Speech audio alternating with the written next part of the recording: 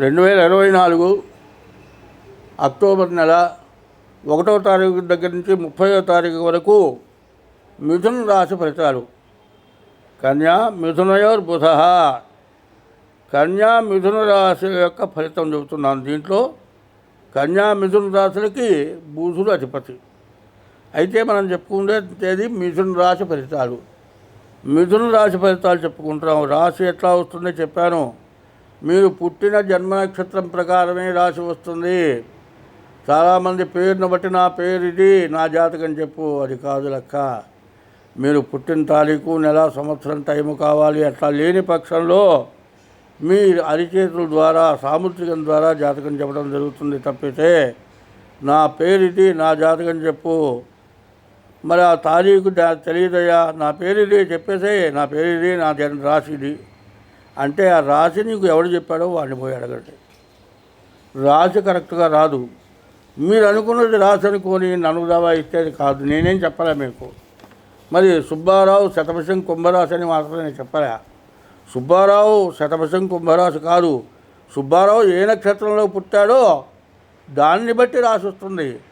అదెవరో మీరు చూసుకోవడం, ఎవరో తెలియని వాళ్ళ మీద ఇట్లాంటివి చూసి మీరు దబాయించడం, మిగతా వాళ్ళని దబాయించడం, ఇట్లాంటి పనులు చేయడం మంచిది కాదు. కానీ ఇప్పుడు ఉన్నటువంటి పరిస్థితులు ఎట్లా ఉన్నాయంటే బహు చండాలంగా ఉన్నాయి. పరిస్థితులు పూర్తిగా బాగాలేవు. ఈ రాశి వాళ్ళకు కూడా శుక్రుడు ఒక్కడు తప్పితే ఏ గ్రహాలు కూడా బాగాలేవు. కాబట్టి ఈ రాశి వాళ్ళు కూడా పూర్తి శాంతి చేసుకోవాలి. ఈ రాశి వాళ్ళు ప్రతిరోజు కూడా శివాలయానికి వెళ్ళి ఈశ్వరుడికి 11 ప్రదక్షిణాలు చేయాలి.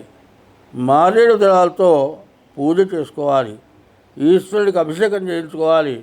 బియ్యపు రవ్వ, పంచదార కలిపి గోడల వెంబడి వెయ్యాలి. ప్రతిరోజు కూడా నవగ్రహాలకి ప్రదక్షిణ చేయాలి. నవగ్రహాలకి ఒక్కొక్క గ్రహానికి ఒక్కొక్క పువ్వన్న పెట్టాలి. నవగ్రహాల గుళ్ళో దీపారాధన చేయాలి. ఇట్లాంటివి చేస్తూ ఉండాలి. తర్వాత మీ జాతకం ఏంటో పూర్తిగా చూపించుకోవాలి. ఎందుకంటే ఇప్పుడు జరుగుతున్నది అందరూ చూస్తూ ఉన్నారు. ప్రపంచ దేశాల్లో కొన్ని బలం కలిగిన దేశాలు యుద్ధం చేసుకుంటున్నాయి. 2 దేశాలు కూడా పూర్తిగా నష్టపడిపోతూ ఉన్నాయి. మరి మనకు వాతావరణం బాగుండగా మరి వరదలు వచ్చి ఎన్ని ఇళ్ళు పాడైపోయినాయి. ఉండటానికి ఇల్లు కట్టుకున్న గుడ్డ తప్పితే రెండో గుడ్డ లేక అవస్థపడుతూ ఉన్నారు. ఇటువంటి సమస్యలు రాకుండా ఉండాలి అంటే మన జాతకం చూపించుకొని కొన్ని దైవ కార్యాలు, మేము ప్రతి నెల ఒక దైవ కార్యం ఏదో చేస్తాం. ఆ దైవ కార్యాల్లో మీరు పాల్గొనాలి. అట్లాంటి కార్యాలు చేయడానికి మీరు ఉద్యుక్తులు కావాలి. అట్లా ఉద్యుక్తులై ఆ కార్యక్రమంలో కొంత మీ యొక్క ధనాన్ని వెచ్చించి ఆ కార్యక్రమాలు చేస్తే ఎటువంటి ఉపద్రవాలు రావు. ఇప్పుడు వరదలు వచ్చినాయి, పోయినాయి కదా, వాడి ఇల్లు పోయింది, సరే పోతే పోయింది, బాగానే ఉంది. ఈ వర్షం కురిసి వర్షం పోయిన తర్వాత ఈ నీటి కాలుష్యం వల్ల ఎన్ని బాధలు వస్తున్నాయి. చికుడుగున్య ఇట్లాంటి రకరకాలైన జ్వరాలు వస్తున్నాయి. ఈ జ్వరాలు మరి కాళ్ళు కూడా కొంగలు తిరిగిపోతున్నాయి. ఎన్ని మందులు వాడినా తగ్గట్లేదు. ఇటువంటి వాటికి భగవంతుడు చెప్తే రెండో మార్గం లేదు. ఒకప్పుడు ప్లేగు వ్యాధి అని వచ్చింది. ఒక తెల్లటి ఎలిక పైనుంచి కిందపడి గిలగిల తన్నుకొని ఆ ఎలిక చచ్చిపోయేది. ఆ ఎలిక చచ్చిపోయే లోపల ఆ ఇంట్లో వాళ్ళందరూ చచ్చిపోయేవాళ్ళు. అటువంటి ప్లేగు వ్యాధితో జనం చాలా బాధలు పడ్డారు. ఇట్లాంటి వ్యాధులు రావడానికి కారకులు ఎవరో మనమే. అది మాత్రం గుర్తుపెట్టుకోవాలి. ఎందుకో వచ్చింది. ఇప్పుడు గాలి వస్తుందండి, గాలి రకరకాల గాలి వస్తుంది. మరి గాలి కాలుష్యం వల్ల వ్యాధులు వస్తున్నాయి. మరి ఇప్పుడు వర్షాలు కురిసినాయి, ఎన్నో జీవరాశులు చచ్చిపోయినాయి, కొన్ని కుళ్ళిపోయి నీటిలో కలిసిపోయినాయి. శవంగా కనబడినటువంటి బాడీని తీసుకొస్తున్నారు. మిగతా నీళ్ళల్లో కలిసిపోయిన వాటిని ఏం చేస్తారు? కప్పలు, మరి బల్లులు ఇట్లాంటివి నీళ్ళల్లో కనపడవు, అవి మట్టిలో కలిసిపోతాయి. వాటి వల్ల రకరకాల వ్యాధులు వస్తూ ఉంటాయి. ఇటువంటి వాటికి మరి రకరకాలైన యజ్ఞయాగాది క్రతువులు ఉన్నాయి. ఈ యజ్ఞయాగాది క్రతువులు ఎట్లా ఉన్నాయంటే పంచామృతాలు అంటారు, పంచగవ్యాలు అంటారు. మరి సత్యనారాయణ స్వాగతం చేస్తే పంచామృతాలు తీసుకుంటాం. ప్రతిష్టలు, యజ్ఞాలు, యాగాది క్రతువులు చేసేప్పుడు పంచగవ్యాలు అంటారు. పంచగవ్యాలు ఏంటి? ఆవు పాలు, ఆవు పెరుగు, ఆవు నెయ్యి, ఆవు పంచితం, ఆవు పేడ, ఇవన్నీ కలిపి పంచగవ్యాలు అంటారు. ఇవి తీసుకుంటే ఎటువంటి వ్యాధులైనా నిర్మూలన అయిపోతాయి. మరి ఇటువంటి క్రతువులు జరగాలి. ఈ క్రతువులు జరిగిన దాంట్లో మీరు పాల్గొనాలి. నేను చెప్పాను 24 నుంచి 28 వరకు ఒక క్రతువు జరుగుతుంది. అటువంటి వాటిలో మీరు పాల్గొనండి. మీకు ఏ బాధలున్నా కూడా తొలగిపోతాయి చెబుతున్నాను. ఈ రాశి వాళ్ళకి చెబితే ఏ గ్రహం కూడా బాగాలేదు. ఒక్క శుక్రుడు తప్పితే మిగతా 8 గ్రహాలు బాగాలేవు. కాబట్టి తగిన శాంతి చేసుకోవాలి. ఈ శాంతి చేసుకోవటమే కాదు, చేసుకోవాలి శాంతి అంటే మీ డేట్ ఆఫ్ బర్త్ కావాలి. డేట్ ఆఫ్ బర్త్ ద్వారా ఏ గ్రహాలు బాగాలేవో చూసుకోవాలి. దానికి తగిన శాంతి చేసుకోవాలి. అప్పుడు సమస్యల నుండి మనం బయటపడతాం. కాబట్టి ఎవరైనా సరే ఇప్పుడు ఉన్నటువంటి పరిస్థితులు పూర్తిగా బహు విషాదకరంగా ఉన్నాయి. కాబట్టి ప్రతివాడు కూడా ఇవాళ మనం బాగున్నాం కదా అనుకోవద్దు.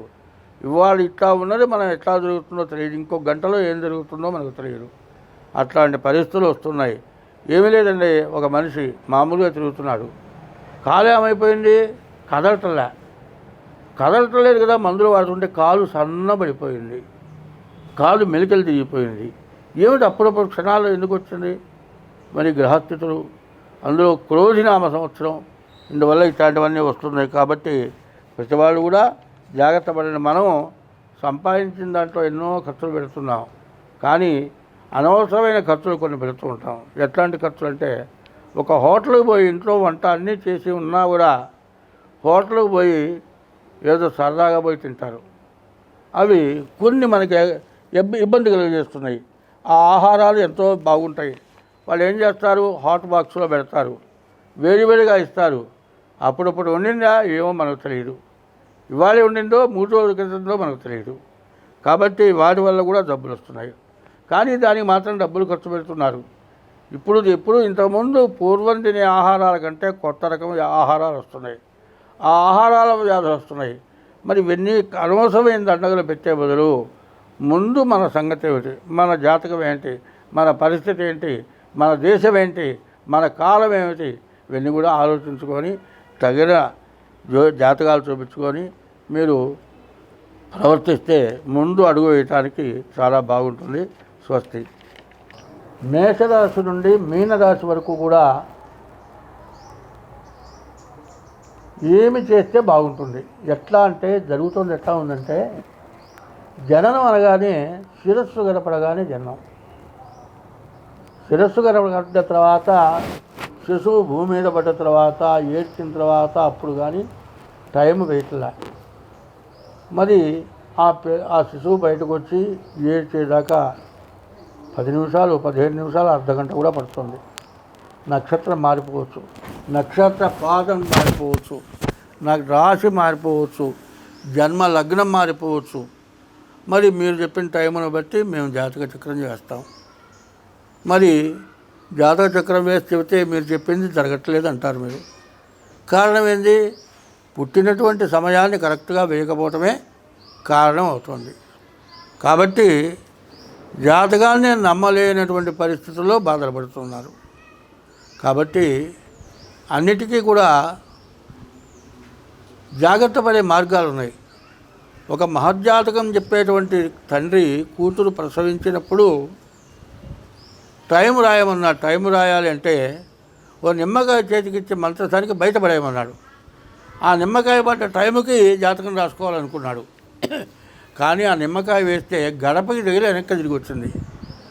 మళ్ళీ ఆ నిమ్మకాయ బయటపడే టైం పట్టింది. దానివల్ల టైము మారిపోయింది. అయితే ఈ జాతకంలో అమ్మాయి మహారాణి అవుతుందని వచ్చింది.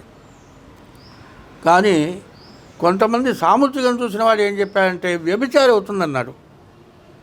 ఎందుకంటే సాముద్రికం ఎప్పుడు ఏంటంటే అసలు ఉన్నది బయటపడుతుంది. రేఖలు మనం పుట్టించేవి కాదు కదా, వాళ్ళ జాతక రీత్యా రేఖలు పుడతాయి. మరి వ్యభిచారం అవుతుందంటే చివరికి ఏమైంది? ఆ అమ్మాయి మరి యుక్త వయస్సులో పెళ్లి చేశారు, భర్త చచ్చిపోయినాడు, జీవితం మొత్తం అట్టగే గడిపింది. చివరికి ఆ అమ్మాయి మరణించింది. చివరికి దహనం చేద్దామని తీసుకొని వెళ్తే విపరీతమైన 7 తొండంలో వర్షం. దహనం చేయడానికి కుదరలే. ఆ శ్మశానంలో ఒక షెడ్లో శవాన్ని పెట్టి వీళ్ళు వచ్చేశారు. మరి వీళ్ళు మళ్ళీ తిరిగి వెళ్ళేప్పటికీ ఆ ఎట్టివాడు ఆ చచ్చిపోయిన శవంతో వ్యభిచారం చేస్తున్నాడు. శాస్త్రాన్ని నమ్మినవాడు ఏం చేస్తాడు? వ్యభిచారం చేసిన వాడిని కొట్టడు. అంటే జాతకంలో ఇది ఉన్నది కాబట్టి జరిగిందనుకుంటాడు. ఆయన ఎస్ట్రాలజరే కానీ సాముద్రికం చెప్పేవాడు కాదు. సాముద్రికం చెప్పిన వాడి మాట కూడా నమ్ముతాడు. తన ఎస్ట్రాలజీ ప్రకారం జరిగేది ఎట్లా జరుగుతుందో సాముద్రికం ద్వారా కూడా అట్లాగే జరుగుతుంది. కాబట్టి ఈ రెండిట్లో కూడా తేడా వచ్చినా కూడా దైవ బలం వల్ల చాలా పనులు అవుతాయి. మేషరాశి నుండి మీనరాశి వరకు మేము చెప్పిన నే కాదు, నాలాంటి వాళ్ళు చాలామంది చెబుతూ ఉన్నారు. దాంట్లో ఏది జరగలది లేదు అనుకుంటే దానికి తగిన పూజా విధానాలు ఉన్నాయి. అవి మీరు చేస్తే మీకు అన్ని మార్పులు వస్తాయి. మీరు కావాలంటే మీరు మమ్మల్ని సంప్రదించండి. ప్రతి నెల ఒక దైవ కార్యం జరుగుతుంది. ఆ దైవ కార్యం వల్ల అనేక రకాల బాధలు తొలుగుతాయి. కాబట్టి ఎప్పుడు కూడా ఏం చెప్పారంటే మన హిందూ మతంలో నల్ల రాయి, ఆ రాయిని విగ్రహం చేస్తున్నాం. ఆ రాయి రోడ్డు మీద పడి ఉంటుంది. విగ్రహం తయారయ్యేంత వరకు దాని మీద కూర్చుంటున్నారు. కానీ ఆ తర్వాత దేవుడి విగ్రహం అవుతుంది. నల్లరాయిలో దేవుని చూస్తున్నాం. అంటే కఠినమైన మనస్సు ద్రవమైన హృదయం కలిగి మంచి పనులు చేస్తుంది. ఎందుకంటే వేమన పెద్ద వ్యభిచారి. చివరికి వేమన్న కన్నాను వేరే యోగి లేడు. రామచంద్రుని కన్నా రాజు లేడు. ఆంజనేయుని కన్నా అతి భక్తుడు లేడు. విశ్వదాభిరామ వినురవేమ అని వేమన్న గారు పద్యం చెప్పాడు. వేమన్న గారు పచ్చి వ్యభిచారి. ఆఖరికి వదినను గారి కళతో చూసి ఆమె కూడా కావాలని కోరుకున్నాడు. అటువంటి వాడు యోగి అయినాడు. భోగి యోగి అవుతాడట. యోగి మాత్రం తిరిగి భోగి కాడు. భోగి అంటే అనుభవాలు, అనుభవాల్లో మంచి అనుభవాలు, చెడు అనుభవాలు ఉంటాయి. అన్నింటినీ కూడా పరిశీలించాలి. అయితే నేను ఏంటంటే అలవాటు ఉన్నవాడిని మాత్రం కాదు, అన్నింటినీ పరికించి చెబుతున్నవాడిని నేను. కాబట్టి మనకున్నటువంటి కష్టాలు ఎప్పుడూ ఉంటాయి అనుకోవద్దు. ఈ కష్టాలు ఈ జన్మలోనే పోగొట్టుకోవాలి మనం. మళ్ళీ వచ్చే జన్మ దాకా రాకూడదు. కాబట్టి జన్మంటూ ఉంటుంది. కాబట్టి ఆ జన్మకి సమస్య లేకుండా చేసుకోవాలి అంటే మా చేత గ్రహ పూజలే కాదు, జాతకం చెప్పడమే కాదు, సాముద్రికం చెప్పడమే కాదు, ప్రతి నెలలో కూడా ఏదో ఒక దైవ సంబంధించినటువంటి పూజా కార్యక్రమాలు జరుగుతూ ఉంటాయి. ఇటువంటి వాటిల్లో మీకున్న దోషాన్ని బట్టి ఏ పూజ చేస్తే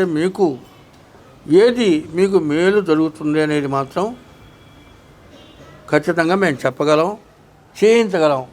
కాబట్టి ఇట్లాంటి వాటిల్లో పాల్గొనండి. అన్ని విధాలా మీకు భగవంతుడు మేలు చేకూరుస్తాడు. నేను చేకూరుస్తానని చెప్పట్లే, భగవంతుడు మాత్రం ఖచ్చితంగా మీకు తగినటువంటి దోషాలు మొత్తం పోగొడతాడు. అందరం బాగుంటాము. స్వస్తి.